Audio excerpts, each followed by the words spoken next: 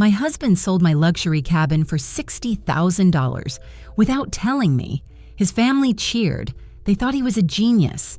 But when the FBI showed up at dinner, everything changed. If you've ever been underestimated, overlooked, or silenced, this story will hit you right in the heart. In this gripping, true-life narrative, we uncover the emotional journey of Violet, a successful, quietly powerful woman who built her own sanctuary, only to have it stolen by the very people who claimed to love her. What started as a cruel betrayal spiraled into a federal investigation, exposing decades of secrets, fraud, and family manipulation. Undercover boss meets dirty money meets gone girl. But it's all real. This isn't just a story about revenge. It's about reclaiming your voice, about justice, about the quiet women who rise, not with fury, but with facts, law, and unshakable resolve. Hit play, because what happens when you silence the wrong woman might just become your undoing. Some stories begin with a bang. Mine began with a toast. We were seated around Margaret Whitmore's long, formal dining table, the kind with antique lace runners, crystal wine glasses, and the suffocating weight of generational pride. It was supposed to be a welcome home dinner. I had just returned from 4 months abroad, exhausted and jet-lagged, still adjusting to Michigan's crisp October chill after the tropical humidity of Singapore. I hadn't even unpacked my suitcase. Owen, my husband of 6 years, stood at the head of the table where I used to sit when we hosted. He tapped his fork against his wine glass, Margaret's best Waterford crystal, and the clear chime sliced through the chatter like a blade. The room fell quiet, all eyes turning to him. My stomach tightened. There was a particular kind of smile he wore when he thought he was about to impress everyone. He was wearing it now. "I have an announcement," he began, his voice carrying more confidence than I'd heard from him in years. "Before we eat, I want to share something important." Margaret beamed. She adored a performance, especially when it involved one of her sons proving their value. "You all know about Violet's little cabin," Owen continued, glancing around the table, deliberately skipping over me. "That impractical purchase she made 3 years ago, out in the woods, remember?" Mason snorted. Richard smirked. Even Sarah. Mason's girlfriend, who barely knew me, managed a knowing smile. My shoulders tightened under my cardigan. "Well," Owen said, "I finally did something about it. While Violet was gallivanting across Asia for her work thing, I sold the place. Last month, $60,000. The silence that followed wasn't shocked. It was satisfied. Margaret gasped, clasping her hands to her pearls like she'd just witnessed a royal proposal. Richard raised his glass. Mason let out a low whistle. Even Sarah clapped. "And," Owen added, gesturing toward the spread on the table, lobster bisque, rack of lamb, imported cheeses, 3 bottles of wine uncorked and breathing. "This dinner? Paid for with the cabin money. At least one meal is covered." Laughter. Applause. I didn't move. I didn't blink. My hands rested politely in my lap. Even as my world, or at least the version of it I thought I understood, tipped sideways. Because the thing about stories like this is that the drama isn't in what's said, it's in what happens next. My phone buzzed against my leg, a tremor that seemed almost prophetic. Unknown number. I glanced down. 1 ring, 2. Then silence. Owen was still speaking, holding court like a conquering hero, explaining how he managed 3 offers and saved thousands in agent fees. His voice, usually subdued and uncertain, now rang with practiced authority. Then the second buzz, a voicemail, followed by a text. "Why are federal agents at our office?" Harrison Blackwell, attorney at law. And just like that, I knew. This dinner wasn't a celebration. It was an ending. The final curtain call before the lights went dark and the truth stepped into center stage. I looked around the table. At my husband, who had just confessed to selling something that wasn't his. At Margaret, who was already planning how to spin this into another chapter in the Whitmore family legend. at Mason and Sarah, who were too busy enjoying the wine and the spectacle to notice the chill creeping in through the cracks, at Richard, who nodded in approval like Owen had just sealed a business deal, not committed a federal crime. I had questions, sure, but not the kind they expected, because I knew something they didn't. That cabin wasn't just mine. It was registered with the federal government due to my security clearance, part of a classified database used to monitor personal assets of cleared contractors. I'd signed documents, attended briefings, received warnings. I'd taken it seriously. Owen hadn't. He thought he was just being clever. He didn't realize he'd just lit the match that would burn everything down. I reached for my glass of water, not wine. My hand was steady. Another text buzzed. Maintain normal behavior. Attend dinner as planned. Keep subjects unaware. Special Agent Catherine Reeves. My heartbeat slowed. I nodded once gently to no one in particular. Let the game begin. The laughter around the table swelled like a tide, filling every corner of Margaret's dining room. Crystal clinked against china, silverware scraped plates, and someone, Mason I think, muttered something about finally putting that waste of money to good use. I didn't respond. I kept my face neutral, the way I'd trained myself to in meetings where men interrupted me mid-sentence. Only my phone, hidden beneath the linen napkin on my lap, betrayed the storm rising inside me. Another vibration, another text. They're seizing our files. Federal agents are here. What did your husband sell us? The message was frantic. Letters tumbled together, spelling errors creeping in where a steady hand should have been. Whoever Harrison Blackwell was, he wasn't in control anymore. I shifted slightly in my chair, enough to glance at the screen without drawing attention. Through the glass doors at my right, I could see Margaret's perfectly manicured rose garden, dark now under the October sky. Beyond the hedges, headlights passed on the quiet street, normal life moving on as if nothing extraordinary was about to happen. Inside, Owen basked in his moment. His voice had grown louder, more animated. He gestured with his wine glass like a keynote speaker delivering a TED Talk. 3 offers, he said. Negotiated them myself. No agent fees, no middleman, pure profit. Margaret's smile could have powered the chandelier. Resourceful, she declared. That's what I call resourceful. Mason leaned in. So how did you handle the signature issue? I mean, it was in her name, right? Owen smirked. Practiced for 3 days. Got it perfect. The key is in the pressure, how she curves her letters. He mimed writing in the air, as if forging my name were an amusing party trick. They laughed.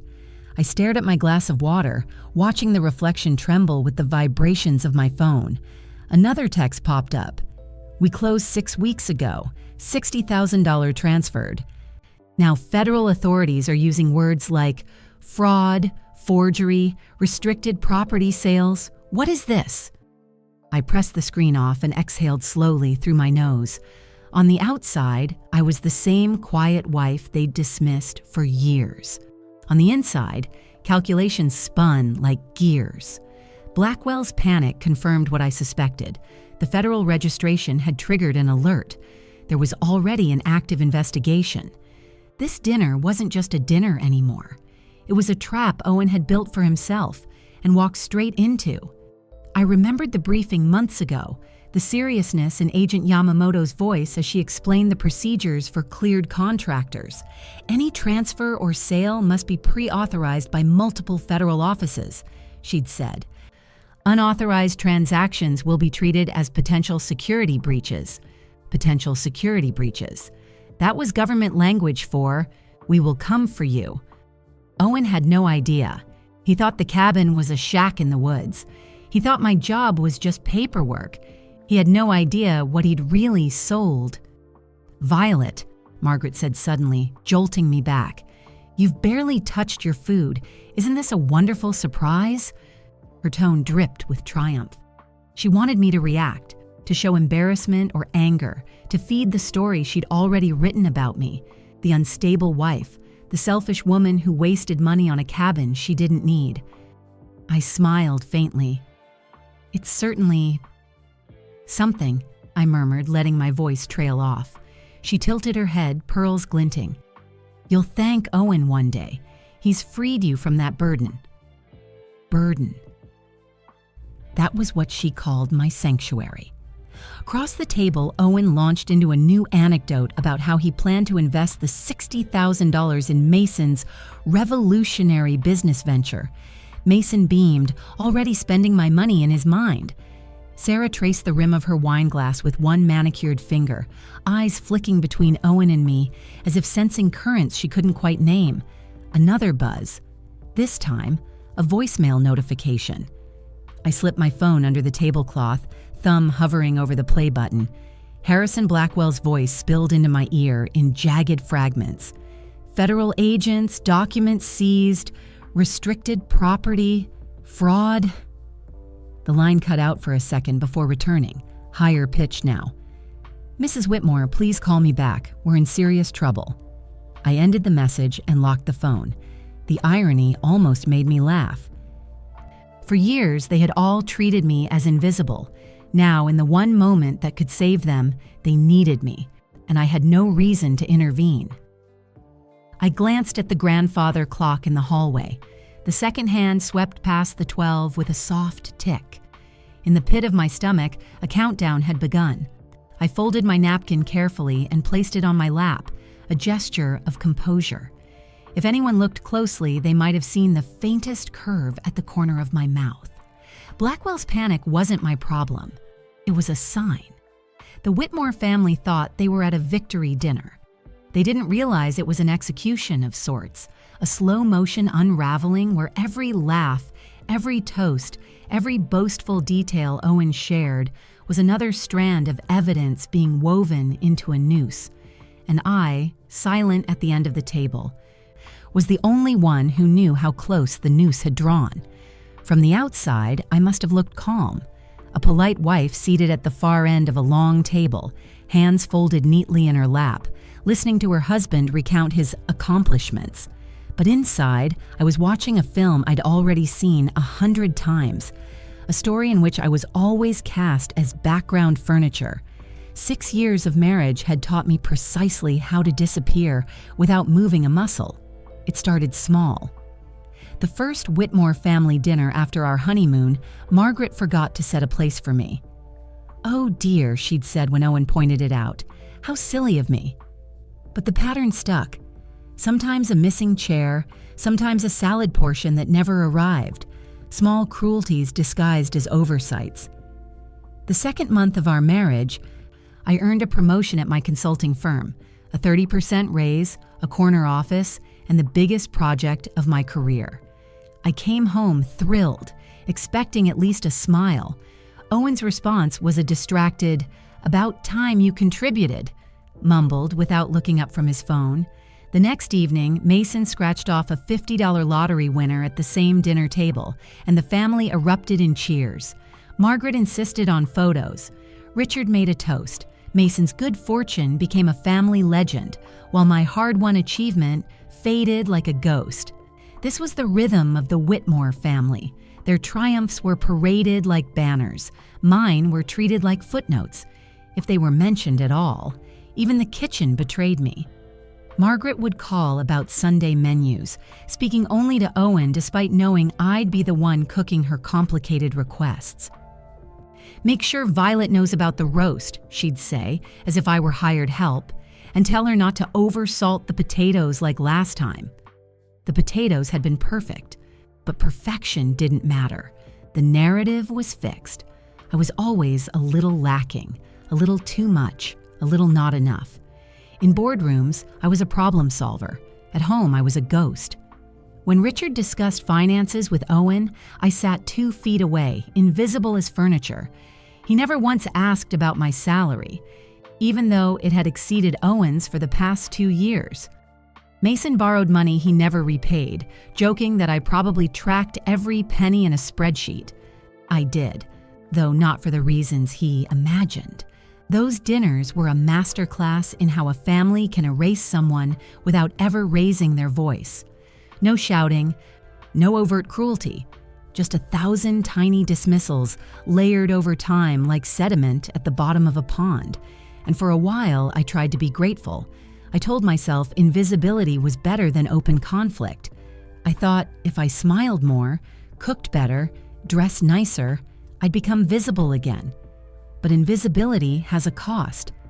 I began to mark days on a private calendar, not to count toward anything, but to prove I was surviving.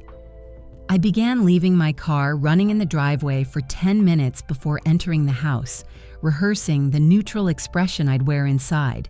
The Whitmores called me sensitive, a word they used like a diagnosis. Margaret told Owen more than once that he deserved someone less complicated. Richard gave me books about being a supportive spouse for Christmas. Mason called me Spreadsheet Violet like it was a punchline. So when I opened that secret savings account 3 years ago, it wasn't just about money. It was about oxygen. Every skipped lunch, every freelance project, every coffee I didn't buy was a small act of defiance, a reminder that I still existed outside the Whitmore narrative. I remember the first deposit, $150 from an after-hours compliance audit I'd done for a friend's startup. I remember watching the balance climb, each figure on the screen a heartbeat. The cabin was my first major withdrawal from that account. 2 acres of pine forest, 40 miles from our suburban life.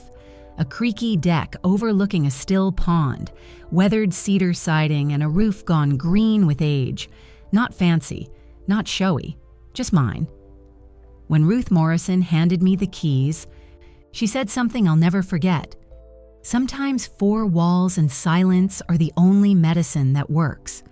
She was right. That cabin became my refuge. Every Friday after work, I packed a small bag, grabbed my notebooks, and drove north. Owen refused to visit, calling it my midlife crisis shack. His family turned it into a parable about my selfishness, my impracticality, my failure to be a proper wife. But at the cabin, I learned to fix things. A faucet that dripped, a cabinet door that wouldn't close. I planted herbs, built a crooked bookshelf, sat at a desk where morning light poured in. The cabin learned my secrets, how I dreaded Sunday dinners, how I sometimes sat in my car just to gather strength, how I'd begun to measure my life in weekends spent in silence. It was the first space where I wasn't invisible. And that's why, sitting at Margaret's table now, watching Owen brag about selling it, my face remained calm even as my phone buzzed with warnings. Because I understood something they didn't. They hadn't just stolen a piece of property. They'd tripped a wire buried beneath years of my invisibility. A wire connected to something much bigger than any of them knew. And this time, I wouldn't disappear. 3 years before the dinner that changed everything, I made a decision no one in the Whitmore family would ever have imagined. It began on a gray Tuesday morning, the kind where suburban streets all look the same. Clipped lawns, minivans, and driveways, the dull hum of a life too predictable. Owen thought I was at a dental appointment. In reality, I was driving north, toward a pin on a map no one else had seen. The road narrowed as it climbed through pine forest, sunlight slanting in golden patches through tall trunks. My GPS lost its signal. I kept going. The farther I drove, the lighter my chest felt, as though invisible weights were falling off one by one. At the end of a winding dirt path, the trees opened like a curtain, and I saw it. The cabin. 2 stories of weathered cedar siding, a metal roof gone green with age, a deck tilting slightly toward a pond so still it looked like glass. Smoke curled from the chimney of a neighboring house where an elderly woman stood on the steps, hands in the pockets of a flannel shirt. "Mrs. Morrison?" I asked as I stepped out of the car. She smiled, eyes crinkling. "Call me Ruth." Her voice was like warm honey. She walked me through each room, running her fingertips along door frames and window sills as if she were saying goodbye to old friends. The main bedroom faced east, its window framing a view of endless trees. "Harold used to say the sunrise through these pines was better than church," she said softly. "I think he was right." I believed her. When she named her price, I blinked. It was $20,000 below market value. "I don't need the money," she explained, studying me with eyes that seemed to see everything. "I need to know it's going to someone who needs this place the way Harold and I did. Someone who understands that sometimes four walls and silence are the only medicine that works." I signed the papers in her kitchen, using my maiden name, Violet Chin, on every line. My hands trembled as she handed me the keys. They felt heavier than metal should, weighted with possibility. For 2 weeks, I kept my secret. I drove out there alone to walk through the empty rooms, to sit on the deck and breathe air that belonged to me. I fixed small things, a cabinet door that wouldn't close, a faucet that dripped. I watched YouTube videos about plumbing and wood repair, learning from strangers who didn't know they were teaching me how to reclaim myself. Each repair felt like stitching a wound I'd been told didn't exist.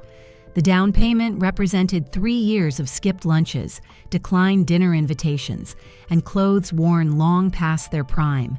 Every dollar saved had been a quiet act of rebellion against the Whitmore family's assumption that everything I earned belonged to Owen by default. At the cabin, I kept a notebook by the window and filled its pages with lists, sketches, plans. Ideas for a garden, measurements for shelves, dreams I'd stopped saying out loud. On Saturdays, I'd hike into the woods and listen to the calls of birds I didn't yet know the names of. On Sundays, I'd drive back to the suburb with a calmness that lasted just long enough to survive another week of family dinners. Owen refused to visit. He called it your midlife crisis shack to anyone who would listen. His family turned it into a morality tale about selfish wives and wasted money. They'd lean over their wine glasses, shaking their heads at my impracticality. I let them, because while they mocked, I was learning to repair, to plant, to build, learning to breathe. One weekend, I planted a garden, herbs and tomatoes in containers on the deck. Another weekend, I sanded the railing and stained it myself, the scent of pine and varnish clinging to my hands. Every small change made the cabin more mine. Inside, I built a crooked bookshelf from reclaimed wood. The shelves tilted, but they held my books. Volumes Owen had called boring or unnecessary when I bought them. They lined up like silent witnesses to my quiet rebellion.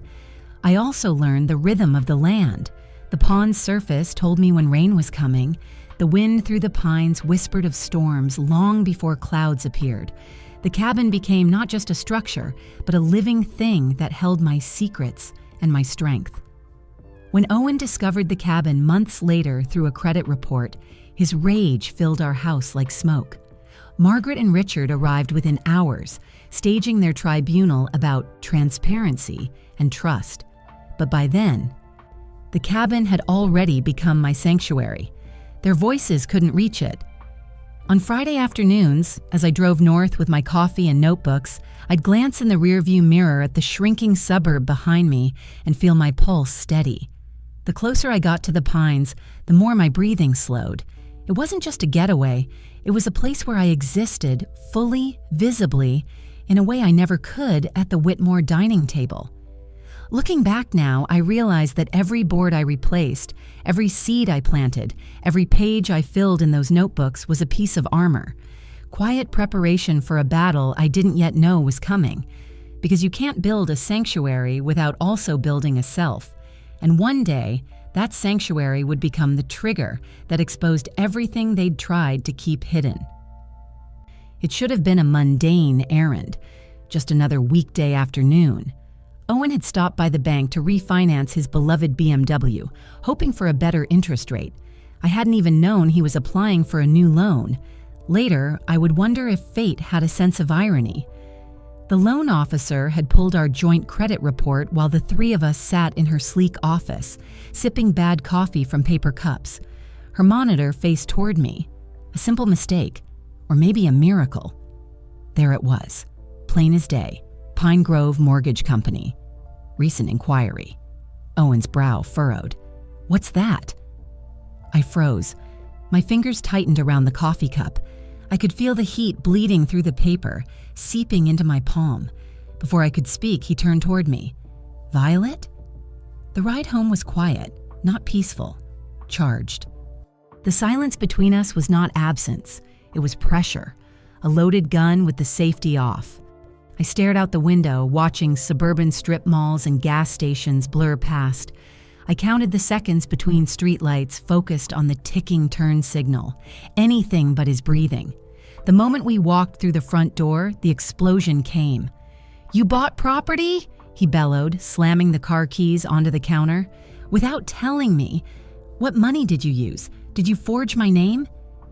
His voice rose with every word, accusations flying faster than I could answer them. I tried to speak. "It was from my freelance work. The account isn't connected to—" "You've been hiding money from me?" "No," I said, keeping my tone calm. "I've been saving, quietly, carefully, without touching our shared finances." It didn't matter. Within the hour, Margaret's Lexus screeched into our driveway. 5 minutes later, Richard's Mercedes followed. They moved as a unit, like lawyers arriving at court. Margaret marched in first, pearls already swinging indignantly.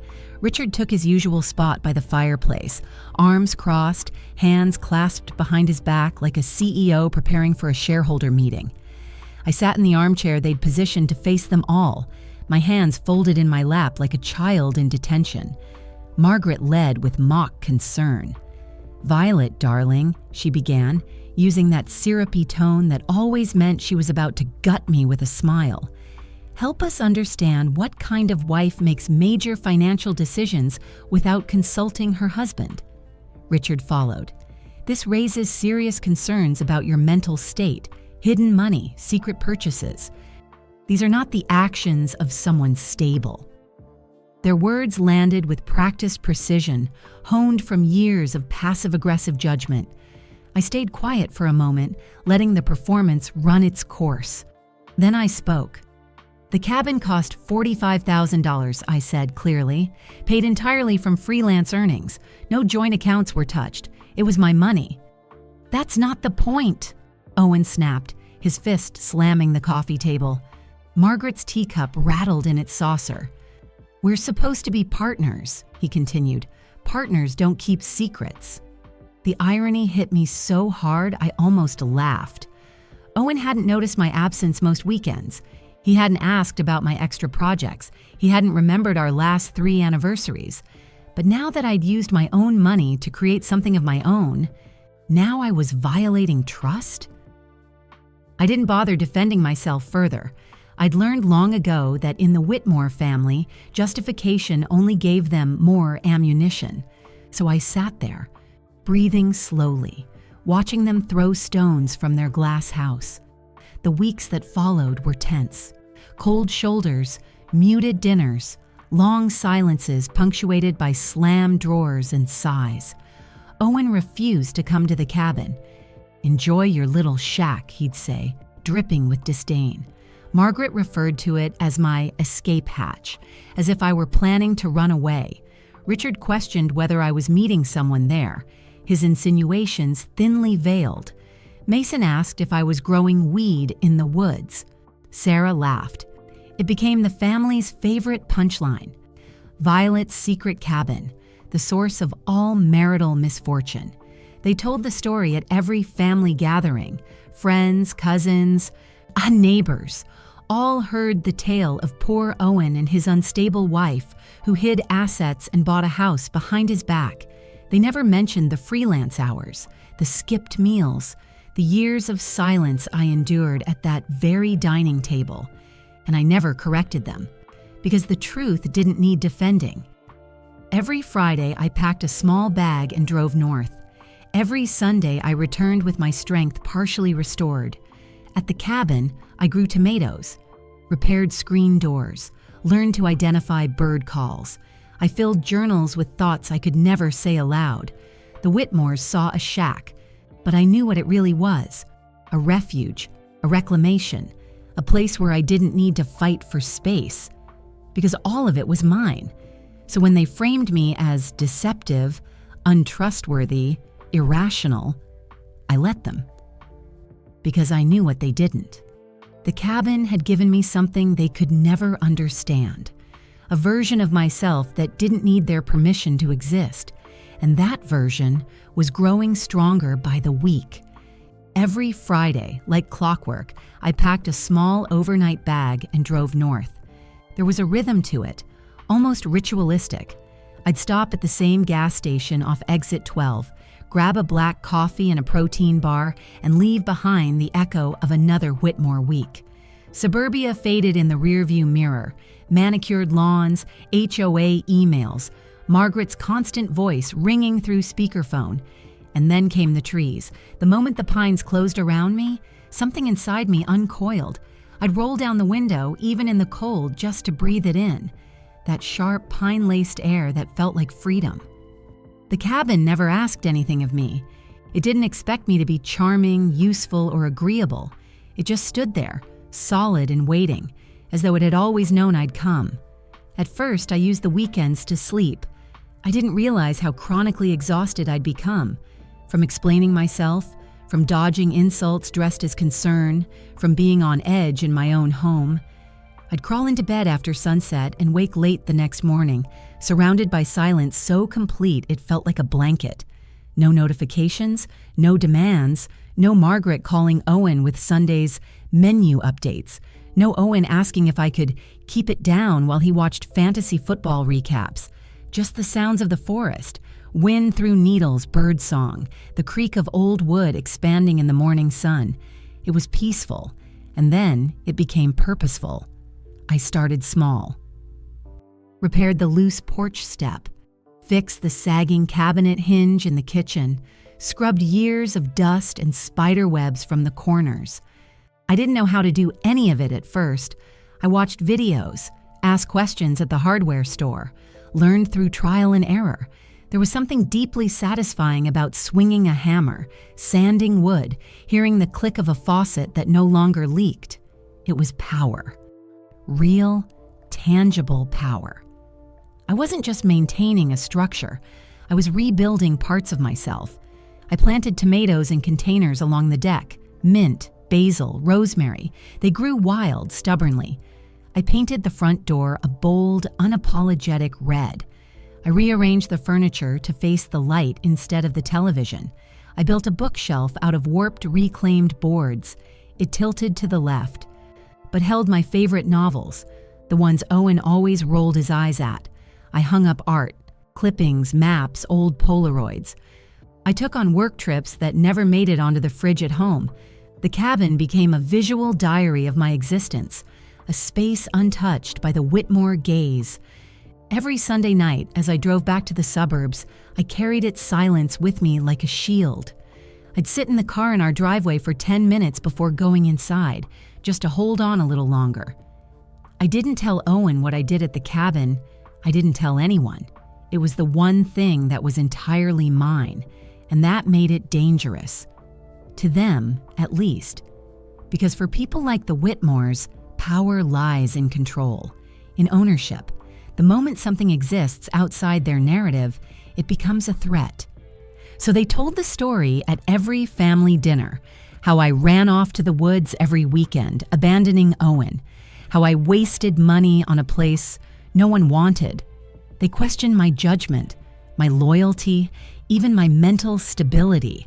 I smiled through it all, played the part, stirred the potatoes, washed the dishes, and then on Friday I drove north. To them it looked like avoidance. To me it was rebellion, a quiet, deliberate rebellion. Because sometimes resistance doesn't look like shouting. Sometimes it looks like tomatoes on a windowsill, like fixing a screen door yourself, like breathing deeply for the first time in years. Each weekend became a stone laid in the foundation of the woman I was becoming. Not the wife, not the daughter-in-law, not the sensitive one, but Violet, whole, present, unapologetically real. And while they twisted the story to paint me as absent, I knew the truth. I hadn't disappeared. I had just gone somewhere they couldn't follow. It began with a phone call on a Monday morning, the kind of call that feels like someone cracked open a window after years of stale air. "Violet," James Harrison, my managing director, said without preamble, "we've won the Raish contract. and I want you to lead it." I stood at the floor-to-ceiling window in my office, the city still wrapped in winter fog. Down below, cars moved like blood through the city's arteries. Inside, I froze. "Me?" He turned, folder in hand, eyes steady. $12 million. 4 months of compliance coordination across all their Asian satellite offices. Defense sector. High-level clearance required. You're our best. I opened the folder. My name sat at the top of the candidate list, circled twice in red. "You leave in 3 weeks," he said. "Hazard pay, international adjustment. You'll more than double your quarterly income." I nodded. I should have asked for time to think, to weigh it against family obligations, travel fatigue, whatever excuses women are conditioned to offer. Instead, I said, "Yes." It was immediate, instinctual, because it wasn't just a project, it was oxygen. That evening, I told Owen over dinner. He blinked mid-chew, fork suspended halfway to his mouth. "Wait, you're going overseas? Alone?" "Yes." "Why not send Harrison or Kumar?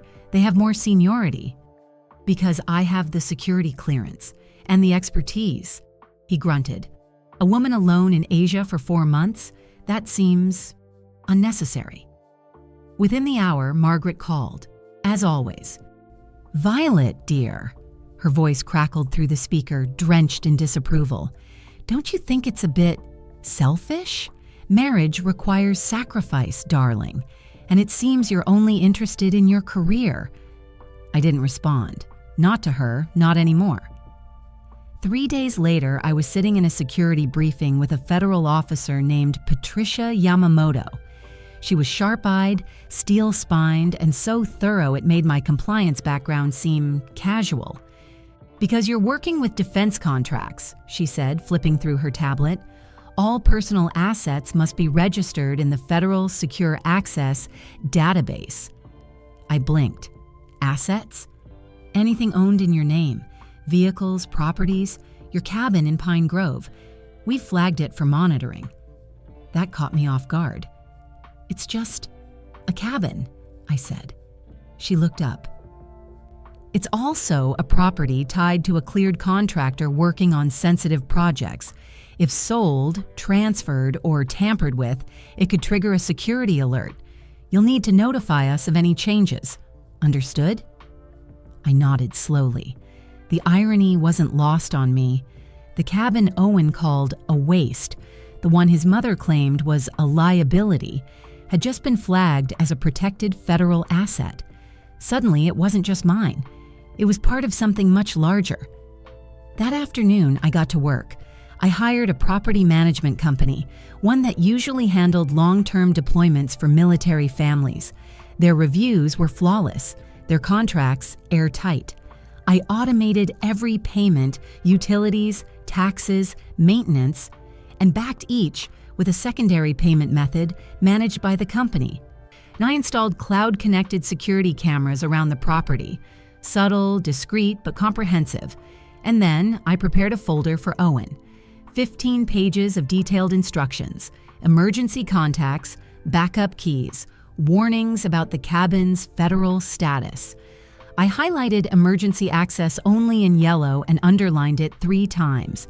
When I handed him the folder, he barely glanced at it. "Violet, it's just a shack in the woods," he said with a laugh, "not Fort Knox." He tossed it onto the kitchen counter where it would sit, untouched, for the next 4 months. 3 weeks later, I stepped off a plane in Singapore. The heat wrapped around me like silk soaked in sunlight. But it wasn't oppressive, it was exhilarating. My hotel overlooked Marina Bay. At night, the city lit up like a promise. For the first time in years, my shoulders relaxed. My breath deepened. No one here knew me as Owen's wife or Margaret's disappointment. I was Violet Chin, international compliance lead on a multi-million-dollar defense contract. The work was intense. The days were long, but they were mine. I uncovered loopholes that had cost Rach millions in potential fines. I delivered reports that made headlines in our industry. The client requested an extension. I declined. 4 months was all I'd promised. 4 months was all I owed. Back home, Owen's voice grew more distant during our scheduled calls. By week 3, he started taking them during family dinners. I could hear Margaret in the background asking if I was still doing that little job overseas. Mason's laugh followed. Eventually, Owen stopped answering altogether. But every morning, before diving into contracts and audits, I opened my cabin's security feed. I watched the fog roll across the pond, deer pass through the yard, the garden bloom under someone else's sun.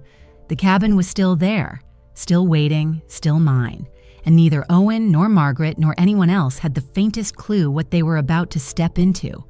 Singapore was 12 hours ahead of Michigan. When I began my day with a black coffee overlooking Marina Bay, Owen was ending his at Margaret's dining table. I didn't know it at the time, but while I was drafting compliance reports for a defense contractor, my husband was quietly orchestrating his own crime. It started small, like all his schemes. A whisper here, a phone call there. Margaret encouraging him to take charge of the family's finances while I was away.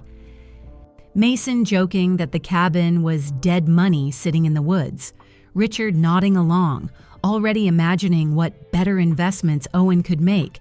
And Owen, soaking it all in like it was permission. He had access to my home office. He knew the combination to my small safe. Our anniversary date, a code I'd never bothered to change because once upon a time I believed in trust. He began collecting documents, the deed, title, insurance papers, tax forms, all the evidence of ownership. Then he started practicing my signature. Later, during the federal investigation, I would see his practice sheets, pages torn from my old journals, my name written over and over in his uneven scrawl, the pressure too heavy on the downstrokes. But at the time, I was oblivious. In Singapore, my days blurred into long meetings and late-night calls. I thrived on the work. Praise rolled in from executives who actually read my reports. For the first time in years, I felt visible, and Owen used my absence as his opportunity. He found a buyer, a young couple looking for a weekend retreat. Their attorney, Harrison Blackwell, assumed the paperwork was in order. After all, Owen presented himself as a banker's son, a financial professional, a man with impeccable credentials. 3 offers came in, according to his later bragging. He negotiated them himself, saving thousands in agent fees. He made the deal sound like a triumph, a testament to his business instinct. No one bothered to verify my authorization. No one thought to question why the actual owner of the property wasn't involved. 6 weeks before I returned to Detroit, Owen closed the deal.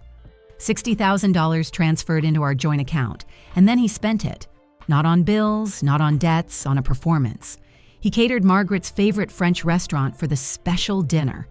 He bought cases of wine, decanters, new suits. He filled his family's glasses with my money and prepared to unveil his brilliance. Back in Singapore, I started noticing small signs. His calls became shorter, distracted. When I asked about bills, he said, "Already handled." Margaret's emails shifted tone, smug rather than concerned. The family group chat, which had included me for years, suddenly showed an error message. "You are no longer a participant in this conversation." When I asked Owen, he shrugged. Technical glitch. I knew better. One evening, during a rare video call, I caught a glimpse of our living room behind him. New furniture, a different rug. The garden outside had been stripped and replanted with sterile landscaping Margaret preferred. "Did something change at the house?" I asked. "Just updating," he said, eyes already on his laptop. "You wouldn't understand." The call ended 5 minutes later. That night, I stood on my balcony in Singapore and stared at the city's neon reflection in the water. I should have felt triumphant. My reports were making headlines. My name was on an industry award shortlist. Instead, a knot twisted in my gut. Something was happening back home. I didn't know the specifics, but I knew Owen. His silence was never empty. It was full of schemes. Later, I would learn the full story from Harrison Blackwell's frantic calls. Owen had charmed the buyers. He'd promised a seamless transaction. He'd signed my name on federal documents without a second thought. He'd bragged about how resourceful he was, even rehearsed telling the story like a victory speech. He didn't understand that he wasn't just selling a cabin. He was selling a federally registered asset tied to a defense contractor. He was tripping alarms in systems he didn't know existed. In Singapore, I kept working, kept delivering results, kept opening the cabin's security feed each morning, watching deer cross the yard, unaware it now belonged to strangers on paper. I thought I was preserving my sanctuary, but in reality, I was watching evidence. Evidence of a crime that would unfold at Margaret's dining table like a play staged for federal agents. And Owen, basking in his family's applause, had no idea that the story he was telling, his cleverness, his resourcefulness, his taking charge, was already being documented, cross-referenced, and flagged in databases miles away.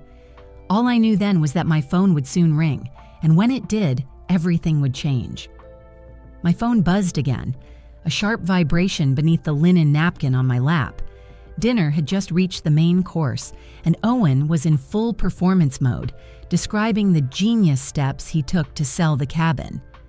Around him, the Whitmore family was glowing, Margaret refilling wine glasses, Richard nodding along like an approving board member, Mason hanging on to every number. I slipped the phone under the table, thumbed the screen. Unknown caller, voicemail.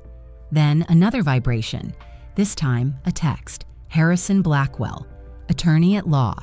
Federal agents are here. Documents are being seized. We need to talk. Now. My heart didn't race. It slowed. A strange calm settled over me, the kind that only comes when you realize chaos is no longer theoretical. It's arrived. I rose quietly from the table. No one noticed. Owen was too busy explaining how he negotiated 3 offers and saved thousands in agent fees. His voice echoed across the room with the smug confidence of a man who believed he'd pulled off something brilliant. I stepped out onto Margaret's pristine back porch. The air was crisp, laced with the sharpness of an early autumn night. Through the French doors, I could still see them. Owen pointing at documents, his family clapping like he'd won a prize. I pressed play on the voicemail. Harrison Blackwell's voice came through, strained, scattered. Mrs. Whitmore, I represent the buyers of your Pine Grove property, or at least what your husband arranged. There are federal agents here. They've shut down our office. They're asking about restricted property sales and using words like fraud and forgery. I didn't know. I swear I didn't know he forged your signature.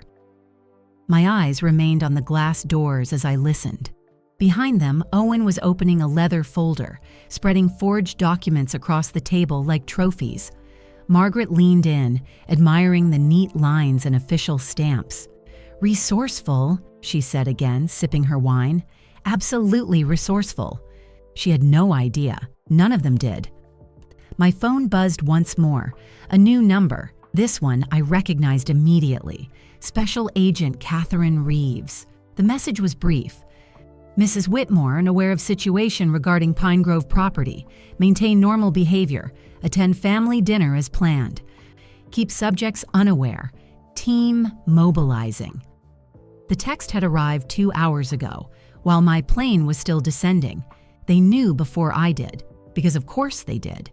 The cabin had been flagged in federal systems months ago.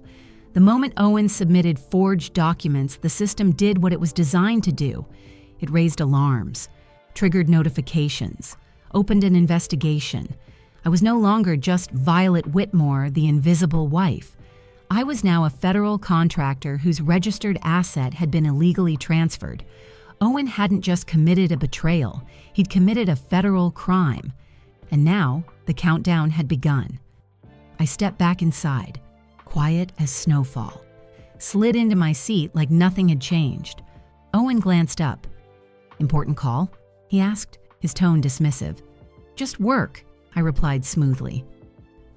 "Following up on documentation," he chuckled. "Always working, even fresh off the plane." I said nothing. Let him return to his speech. As he droned on, I glanced at the clock. Agent Reeves had said team mobilizing. That meant they were close. 10 minutes, maybe less. Outside, the street was still and dark, but I imagined the black SUVs lining up quietly, engines idling, headlights off. Inside, Owen was busy outlining how he found all the paperwork in my office, how he used our anniversary date to open the safe, how he studied my handwriting for days to perfect the signature. The family listened like it was a business seminar. Margaret beamed with pride. Mason took notes, probably imagining how he'd use the money in his next failed startup. Sarah sat too close, her hand brushing Owen's wine glass, her smile too wide. I watched them all, each smug face, each ignorant nod. They thought this was a victory dinner. They didn't realize they were giving statements. I felt my phone vibrate again. A second message from Agent Reeves. ETA 5 minutes, proceed as normal. I reached for my water, sipped slowly. My hands were steady. This wasn't just a family dinner anymore. This was evidence. And Owen, so desperate to be admired, was laying it all out. Timelines, numbers, forged signatures, financial motives. He was building the prosecution's case in real time. And I was simply observing, quiet, controlled. For once, silence wasn't invisibility. It was power. If you had walked in off the street that night, you might have thought you'd stumbled into a celebration. The dining room sparkled with Margaret's finest crystal. A decanter of aged red wine breathed beside a tower of hand-folded linen napkins.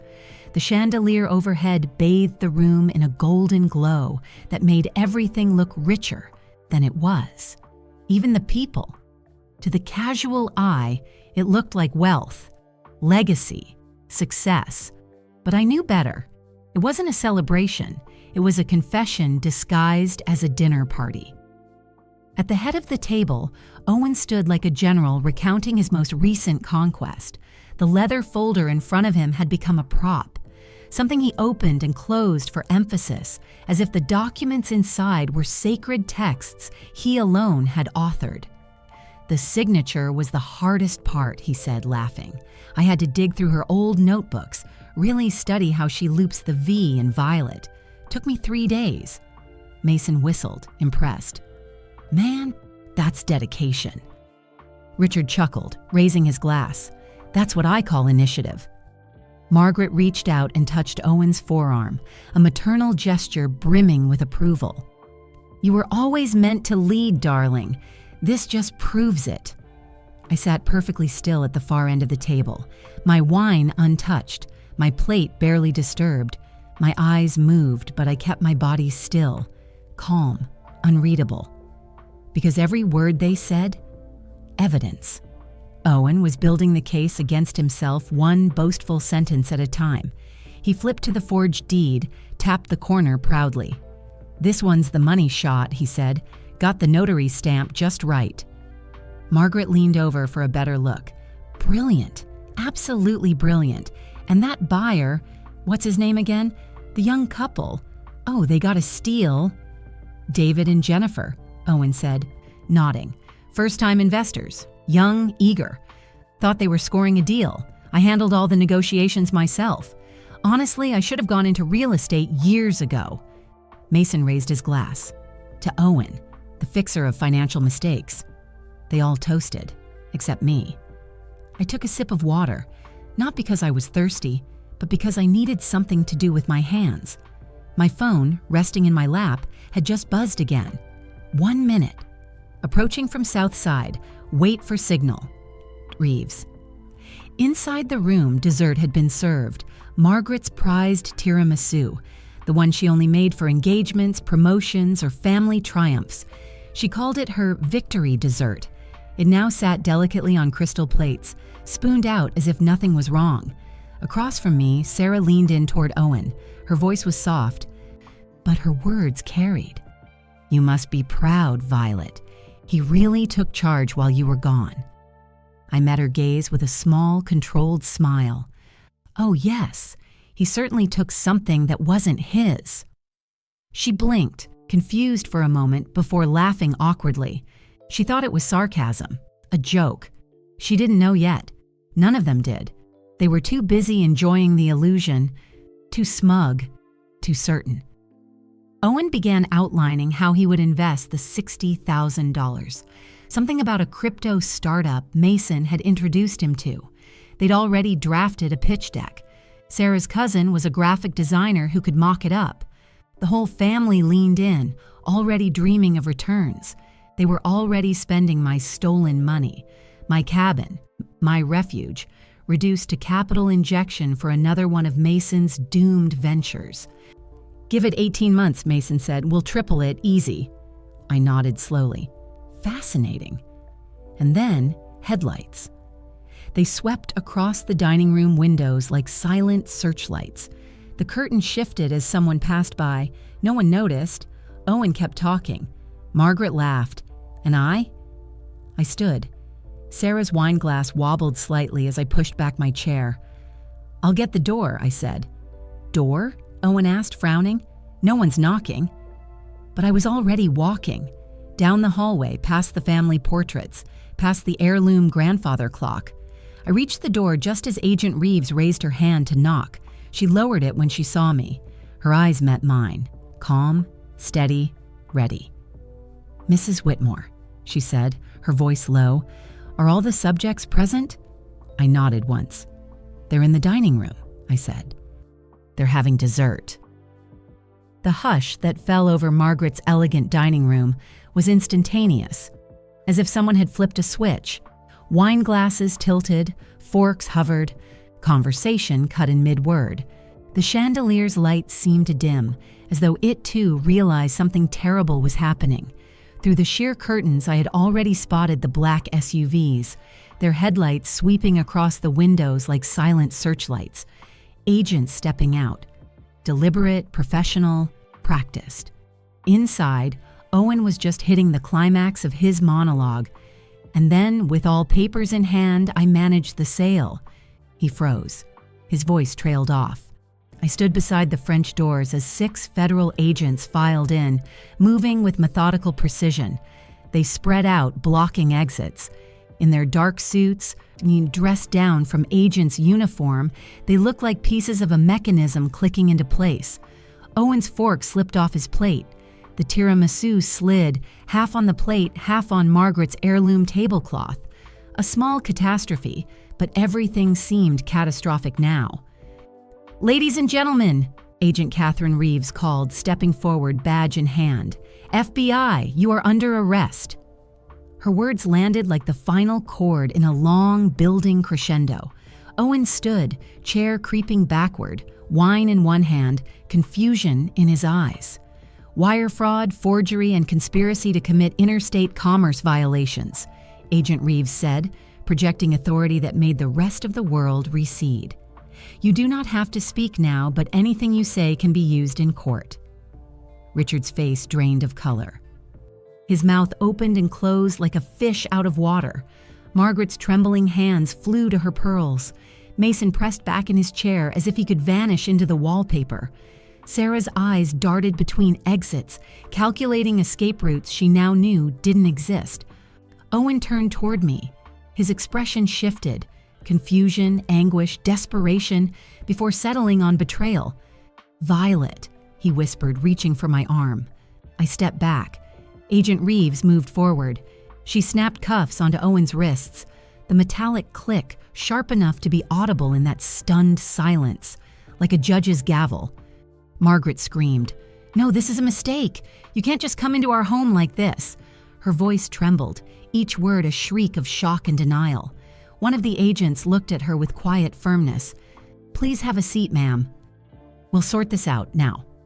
He gestured toward a spare chair. Richard rose unsteadily. "You have no right." "Sir, please sit down." Another agent's tone left no room for argument. Richard sank back. The agents then began systematically documenting the scene. One photographed the forged document still spread across the table. Another collected the champagne bottles and the decanters with careful, gloved hands. A A third agent went around snapping images of each guest's face, their reactions frozen as evidence. A fourth agent gathered up the family phones, muting protests from Sarah and Mason about invasion of privacy. The phones were cataloged. The evidence chain started. Owen looked at me, desperation in his eyes. "Violet, tell them this is a misunderstanding," he pleaded. "You're my wife. You'll confirm this is wrong." I met his gaze with calm silence. 6 years of being ignored and dismissed had taught me that words spoken under duress would be twisted. The silence I'd perfected was now my shield. One of the agents nodded toward me. "Mrs. Whitmore, we will need you to come to the federal building tomorrow to provide a statement. Thank you for your cooperation tonight." Margaret gasped. "Additional irregularities," Agent Reeves said, turning toward her and Richard. "Our forensic accountants have uncovered systematic embezzlement from joint accounts, hidden investments, and conspiracies going back years. We have evidence linking your names to suspicious transfers. You, too, will be questioned." The room's tension cracked like glass. Mason's head snapped back. He looked at his parents. He glanced at Owen. The reality dawned on him. Nothing would mask this. Nothing would undo the chain reaction triggered by Owen's arrogant gambit. Sarah turned to me, tears in her eyes, trying to say something, but the agents ignored her, focusing on completing their work. Her protests dissolved into whispers. Owen was led away, walking past his family, past the table where he had just lectured about resourcefulness and control. The legacy of his arrogance now stripped down to handcuffs and federal charges.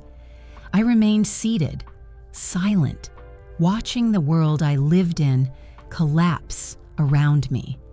A world built upon dismissals, assumptions, and stolen secrets. The agents finished their work. They collected evidence, secured the scene, and then exited quietly as they had entered, leaving stunned survivors in their wake. Margaret's voice broke. "Violet, say something. Help me understand," she cried. I rose, stepped forward. The chandelier's fractured light glinted on her tears. "Good evening," I said softly, though the room shook with tension. "I'd like to see my house now." The next morning felt surreal.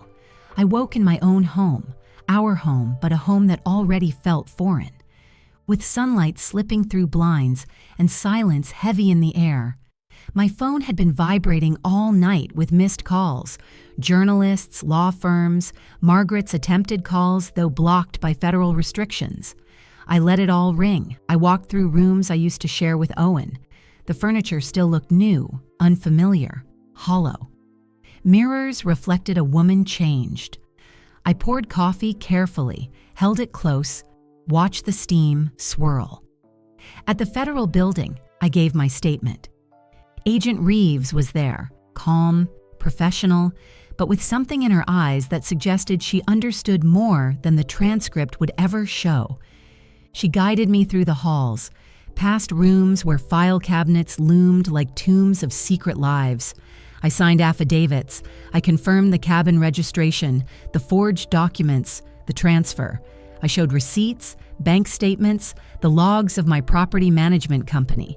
The narrative I'd lived under, of invisibility, of being dismissed, now became part of a record that no prosecutor could ignore. Within 48 hours, the first dominoes fell. The title company that processed the cabin sale, Premier Title Services, found agents at their door. Their license was suspended pending an investigation. The owner, Bradley Morrison, went from calm to panic in interviews, admitting they followed standard procedures, conveniently forgetting that the documents they accepted had been forged. Real estate agents involved lost credibility. Some lost their licenses when investigators found failure to verify critical ownership records. In court, Owen had his defense. He confessed to forging my signature, practicing it, creating the documents, transferring funds. He claimed resourcefulness. He claimed he was rescuing a misused asset. Judges aren't moved by ego. They see crimes. He was sentenced to 4 years in federal prison, no possibility of early release, and ordered to pay $285,000 in restitution, an amount that dwarfed what he thought he'd won. The man who thought he could steal and invest his way out now owed decades of labor and money. Margaret and Richard were not spared. Evidence tied them to transfers of stolen funds, cruise vacations paid using money siphoned from our joint accounts, even ownership of gifts and properties purchased with misappropriated cash. The legal system treated them as conspirators rather than naive parents. They faced their own trials, fines, and reputational ruin. Mason, in a surprising move, flipped. Faced with the possibility of conspiracy charges himself, he cooperated with prosecutors. He testified about family meetings where we'd been mocked, about Margaret's push for Owen to take charge, about how his mother justified financial control over my earnings. He described emails, text threads, whispered conversations. He became perhaps the most painful witness, speaking with clarity, addressing his parents, his brother, admitting that we all knew Violet's money was being taken. We just called it family finances. The courtroom went quiet as he said it. No dramatics, just truth. A long silence followed before the judge resumed. That silence became part of the record.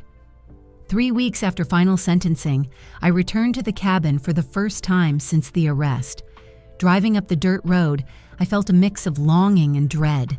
But the cabin was unchanged, maintained perfectly by the property management team. The pond still lay still, the pines whispered. My refuge had been preserved. I upgraded. The driveway was graded and graveled.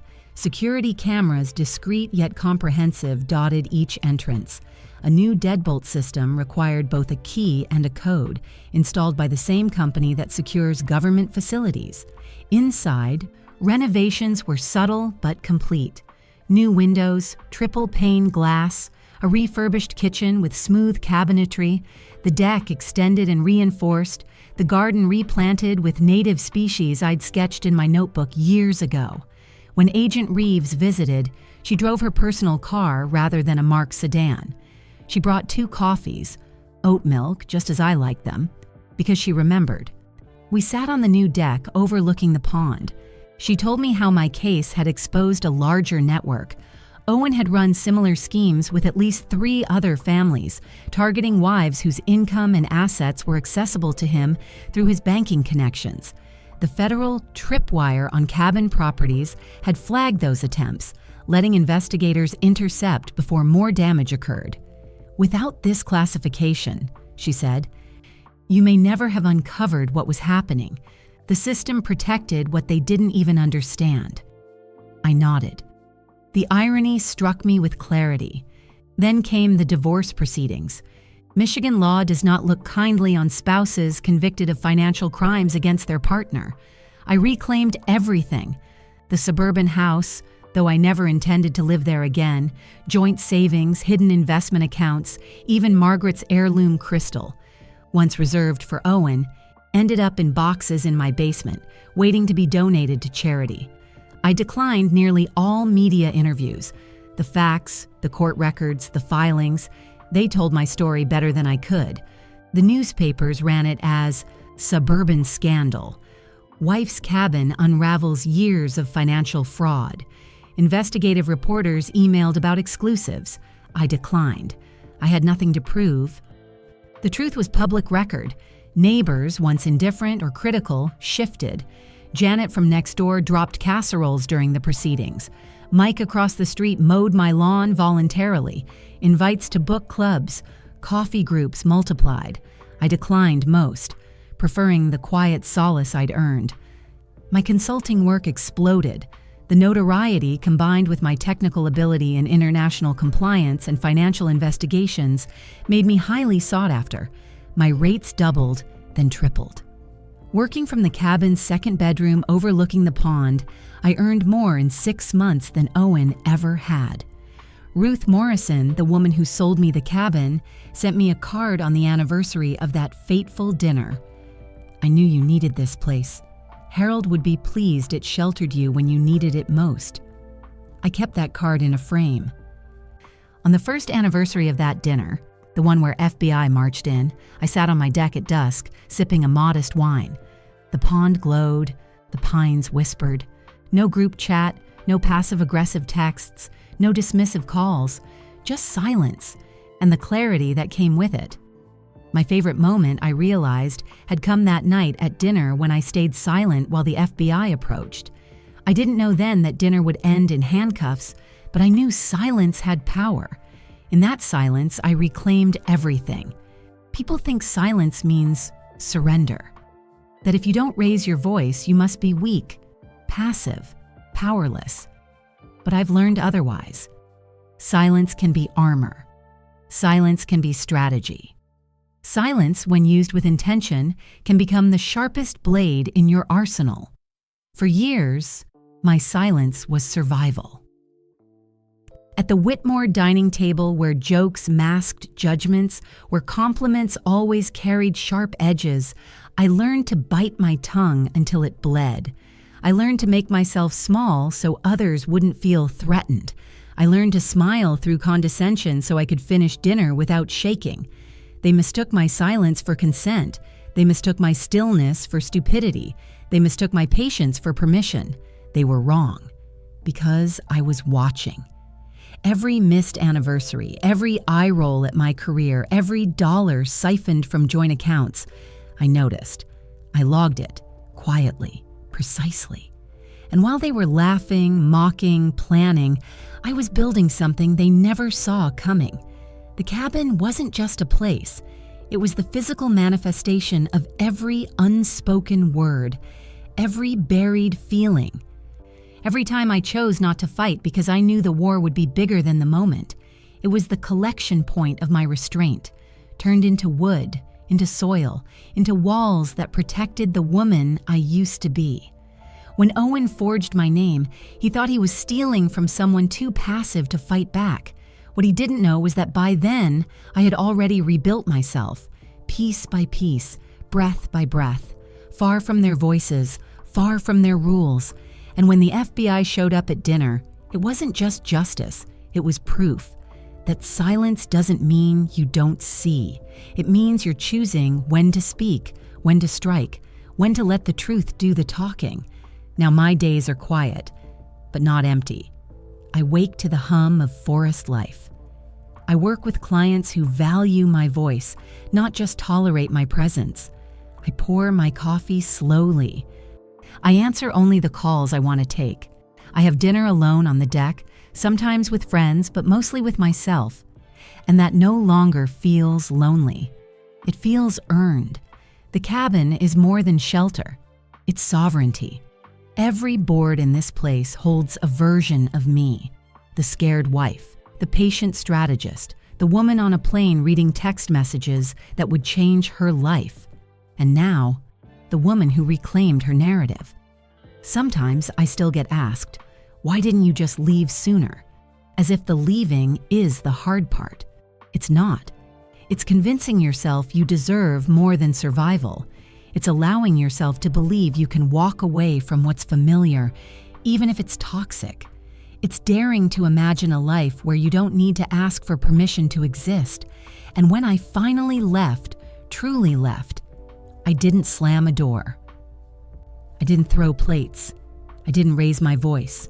I walked out with my head high, documents in hand, facts on my side, and justice in motion. I let the system speak for me. I let Owen's own voice convict him. I let the walls of his arrogance collapse under the weight of his own pride, and I sat still, because I had already won. Margaret still tries to reach out sometimes, through mutual contacts, through legal appeals for understanding, through interviews where she spins her version, the confused mother, the betrayed family. I let her talk. Silence now is not restraint. It's confidence. Let them tell whatever story they need to protect themselves. The truth is, on paper, in court transcripts, in federal records, in the cabin, they mocked. In the garden, they never visited. In the strength, they never imagined I possessed. I don't need to defend myself anymore, because sometimes the most powerful thing a woman can do is nothing. Not yell, not cry, not argue. Just stand still and let the truth walk in behind her. She didn't yell. She didn't scream. She didn't break anything. She simply stood still and let the truth do what it was always meant to do: set her free. Violet's story reminds us that sometimes the most dangerous woman in the room isn't the loudest. She's the one who stayed silent long enough for everyone to underestimate her, and then watched as they destroyed themselves. Her silence wasn't weakness. It was wisdom. It was preparation. It was power, weaponized through patience. If you've ever been made to feel small, invisible, or too much for simply having ambition, if you've ever sacrificed your dreams to hold a family together, if you've ever cried in your car so you could smile at the dinner table, let this story remind you, you are not alone, you are not weak, and you are absolutely allowed to walk away and no permission needed. If this story moved you, inspired you, or made your blood boil, hit that like button, share it, let it ripple. Because someone out there needs to hear it today. Subscribe for more true stories of justice, transformation, and the quiet kind of revenge that leaves the guilty speechless. What was your favorite part? Drop it in the comments. And remember, silence isn't surrender. Sometimes it's just strategy.